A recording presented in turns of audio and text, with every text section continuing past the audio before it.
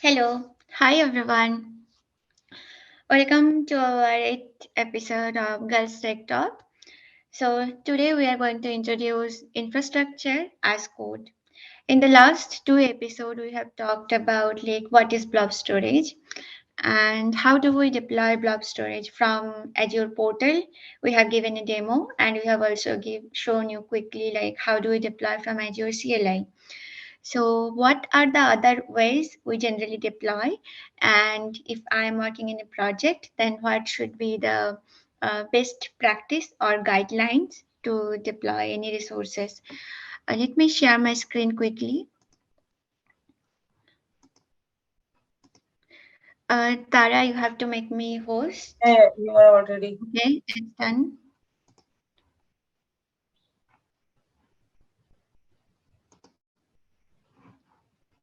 Okay. So we have one slide just to talk about what are the ways we are going to show you in case we are deploying it. So the first thing is like when Microsoft we are started with Azure, the first thing we learned like ARM deployment. However, ARM deployment later changed to biceps deployment because the codes are became more easy to write and we can reuse more of it. And we will show you in our next episode like how do we use and bicep template and do a deployment through our DevOps pipeline. And next we have Terraform deployment also. So this episode we are going to show you like what is ARM and how do we generate the template and and the definition of the template and the commands to deploy it. So it's pretty simple. So let's go to Azure portal. So the reason I am in Azure portal because it's something like when I'm writing any ARM template, I never start from the scratch. I download the template from the resource group and then modify it so that it saves effort and I get some comfortable with the code if I am starting at present. I can say I'm if I'm starting at that time. So how do I get a template? It's very simple. So for example, if I am creating an storage account, I would be go to the marketplace, search that particular service. And storage account is generally something if we are starting with Azure, it's something we see like it's very easy to create. Okay.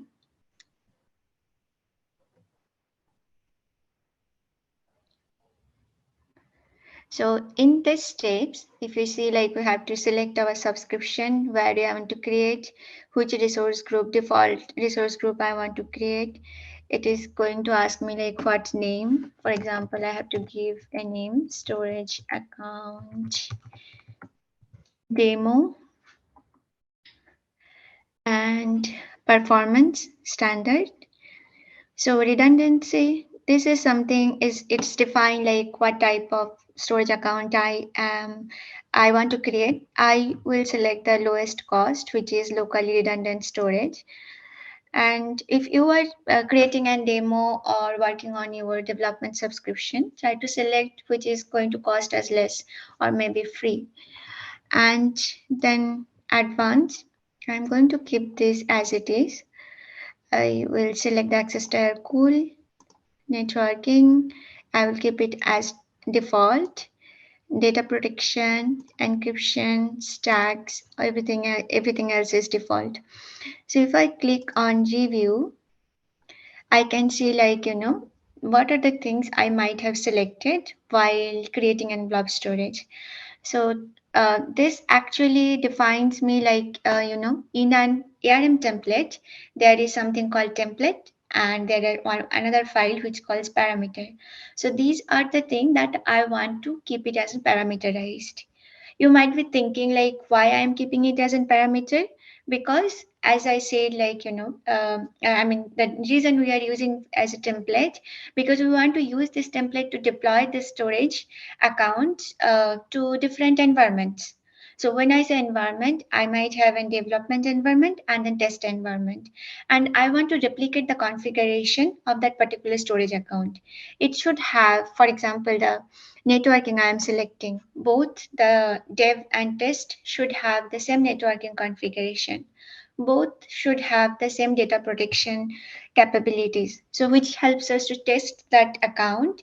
So for example, it helps us that replicate that settings towards all other environments. Or maybe if we want to change something, for example, in a production scenario, we want to have it in a different network. So what network we may want to select, what data protection configurations we may want to select, type of encryption. So it gives us that type of power to do it from the same template. So this actually defines my parameter, and if I just click on download, it is going to download in a zip file, and in that zip file I can see the two files that uh, I have selected all this configuration. So I will open my Visual Studio, what I have downloaded. So if you see, there are two files, parameter and template. So this is some normal JSON files. Like if in a JSON file is like key value pair. So like in a parenthesis, it's very simple. Like so, these are the parameters. These are the I say configurations I wanted to specify in my parameter file. For example, the location, storage account name, type of storage account I want to create. So all these things will be there in my parameter file. And in the template file, so this is the skeleton, I would say. So for example, it says like content version. It's about like what is my template schema, and then it talks about the parameters that I want to read from parameter file. And then variable is basically something I wanted to reuse, or in the same file I want to reuse. I can make them as a variable and use it in later. And resources is basically the resources that I want to deploy through my template file. So template file is mainly for it's not mainly, I would say, like I can deploy many resources once at a time. So that is the reason it is resources. And you see like there is, I am deploying storage account. So this is the type of the storage account and the API version I am using, and the properties, any properties that I might have selected for this storage account. And let's see the parameters. So here all the parameters that I have specified there. In case I wanted to define some default values, if it's not, value is not present from value is not passed from parameter, I can define it here. So this is a pretty much structure. As I say, it's JSON file, and let's see like how do I deploy it. So we are going to show you like deploy from PowerShell from my local system to an Azure portal. So this is the command from, this is a PowerShell command when using agent. So it says like new Azure resource group deployment, because I will be deploying through a template, and resource group name, in which resource group I want to deploy, and then the template file location and parameter file location. So let's just use it. This is my command. Resource group is girlstech.rg. Let's see the resource group first. So if you see, this is kind of the resource group that I am using when we are giving any demo or working on Azure portal. So it has only two resources, application insights and storage account. And I want to create another storage account through a template. And what is the name I have given here? So it looks like STA storage account, and today's date 5/2/23, 5/3/23. So I am expecting that when I am running this command, that resource should be there in my portal. So let's see it. It will take some time to deploy, and in case if there are any issues in my template file or parameter file, it will throw me the errors. It will have that error messages like what could be the reason, potential reason that my template or parameter file is wrong.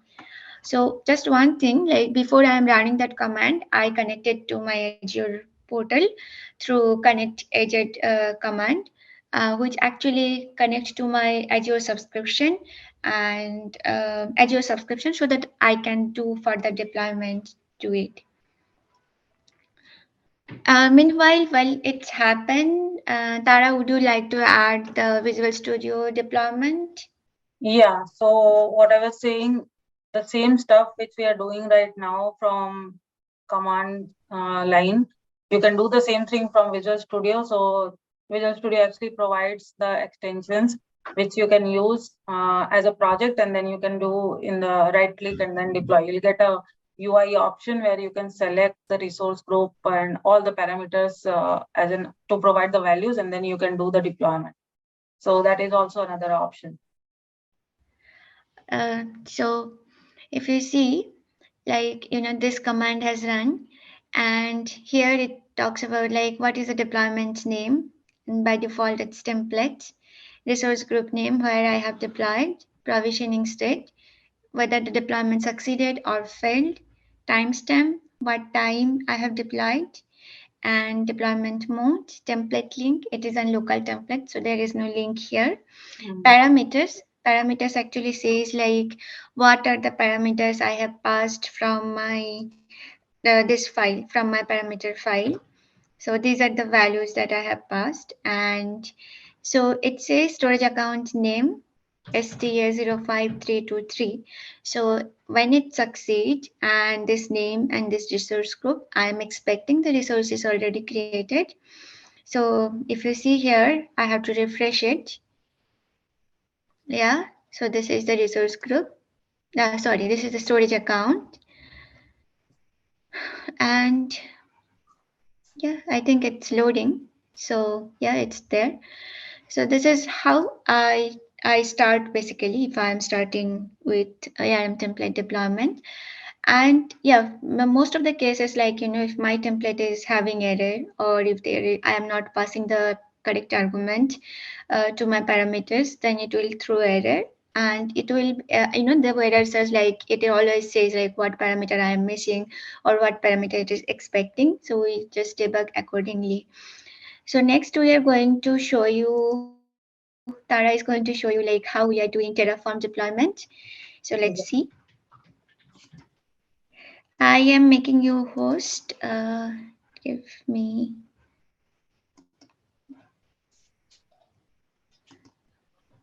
make host. Yeah, yes.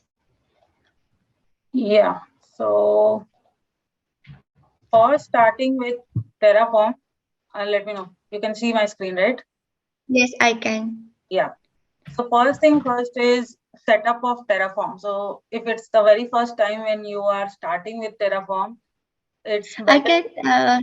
1 second. Oh, sorry. Yeah, it's fine now. Yeah. Yeah. First thing, you should go to HashiCorp website itself that provides a very extensive documentation for the whole Terraform work. So you go there and you will find the first thing is how you can install your Terraform in your own system. So here you can get any kind of installation way you can use. You can use Chocolatey, you can use the Linux commands, and the easiest way which we do as a Windows machine user is we download the zip file. So you will get something like Yeah. this. Where do I have this? Yeah, you'll get something like this where you'll have this Terraform exe.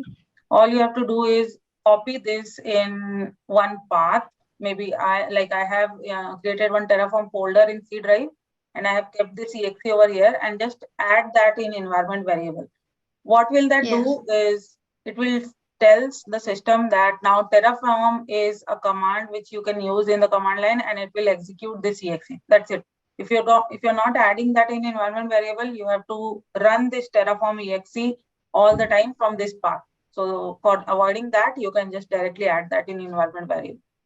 Once you are done with the setup, you can easily go to your comfortable IDE. I usually use Windows Visual Studio Code because I'm most comfortable with it, but you can use whatever you want. The second thing is how to get the templates. So for me, what I do is I always prefer the HashiCorp websites.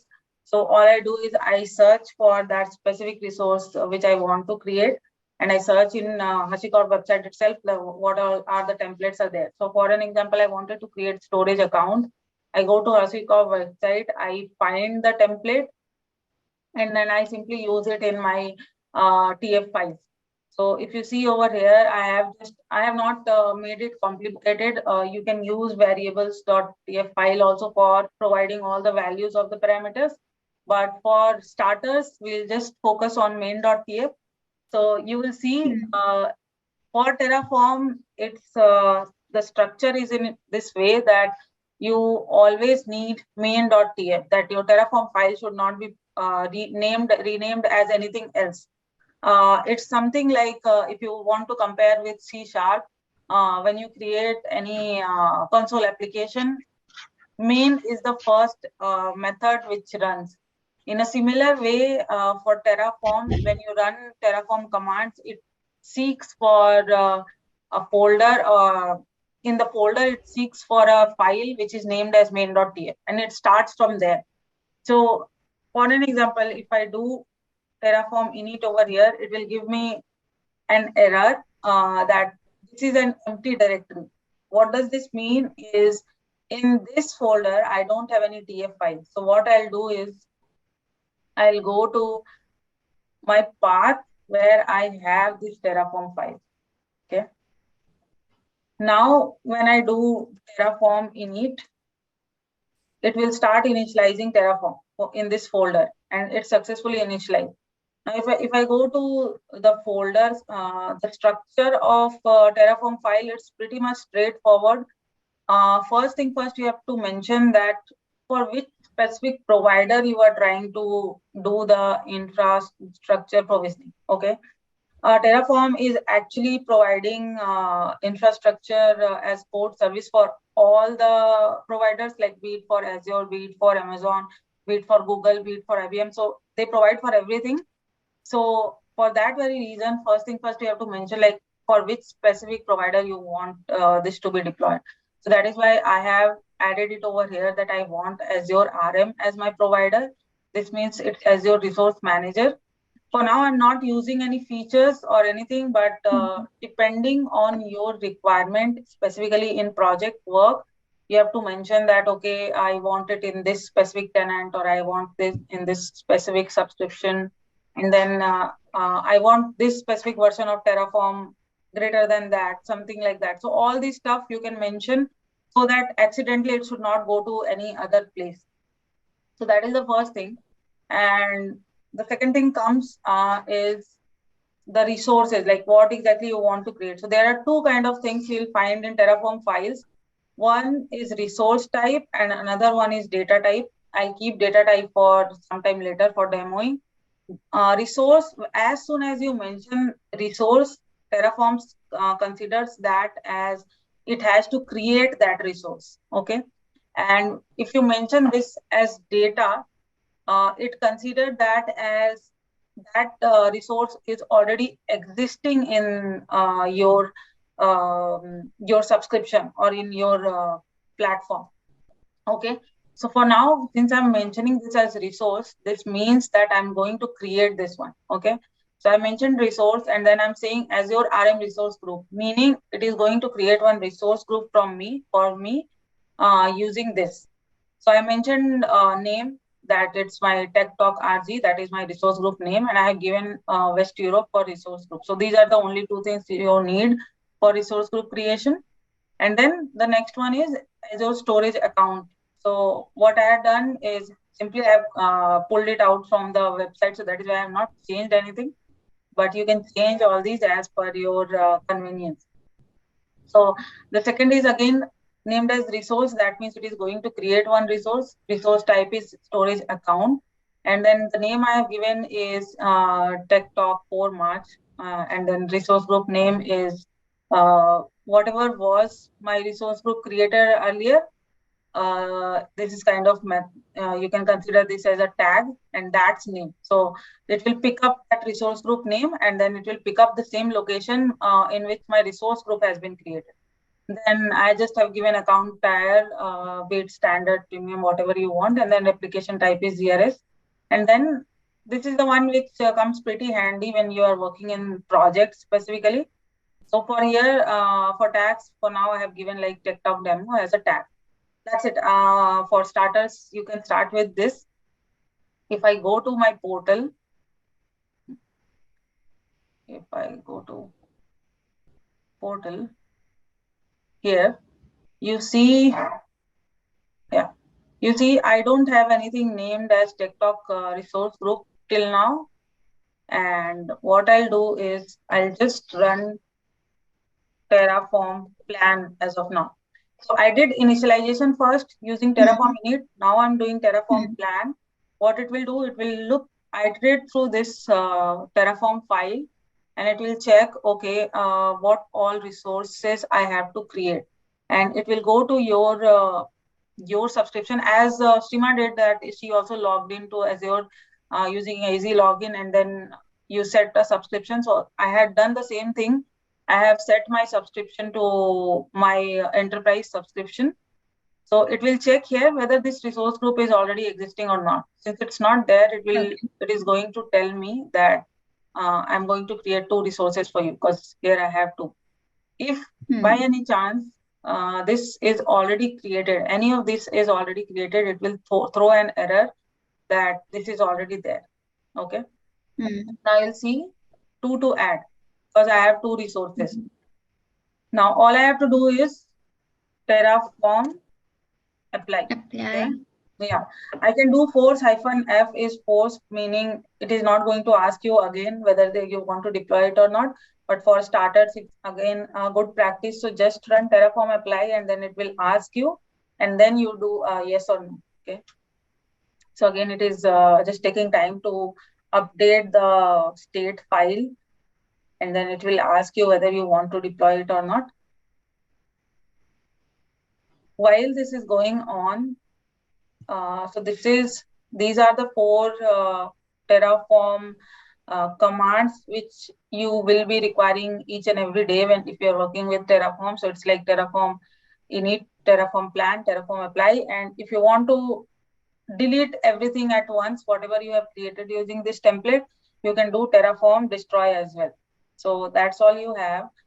And for understanding this whole stuff, you can actually go through the HashiCorp website, and you can understand all the commands and what all parameters you can use.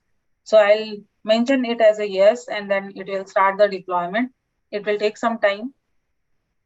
Once this is done, you will find everything over here. So let it run.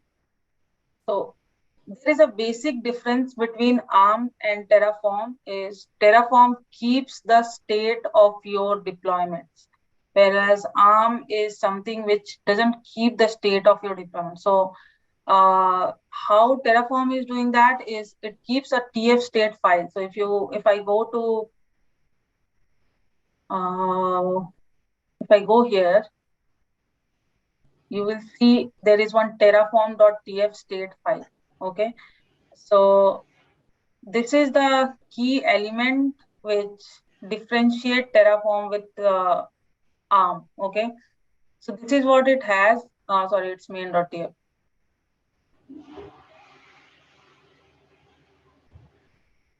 Okay, I cannot open. I think it's running, so you will not be able to open it once it's still running. That is why you cannot open, but it's something which keeps the state, like what was the last state of the file when it run this apply. Okay, and every time when it runs again, it's first check the TF state file, whether what was the last state, and then it compares. Whereas for ARM template, it always will go to your control plane. It will always go to your subscription. It will start checking, and then it will do the deployment. So this is kind of time saving is there with Terraform, and also it's there in a more controlled fashion. So if you are creating something from Terraform, you don't have to worry about controlling that because it is going to get controlled using those TF state file. Okay, so everything is done. It says applies complete and resources added, which are 2. If I go here and if I refresh it, you will see TechTalk RG is now created. Yeah, research group created. Yeah. Yeah, and then And the storage account also. yeah, I got the storage account, and yeah, we are done. So, and specifically, if you see, the tag is also there. So that's all we have for today. We wanted to show you with how to deploy with Terraform and how to deploy with ARM. We'll come up with biceps and how to do these, the same deployments which you're doing right now from your machine. The same deployments how you can do from Azure DevOps pipeline. So yeah, that's all we have, guys, for today. Hope you will learn something from here, and then we'll connect with all of you in the next talk. Yeah, bye.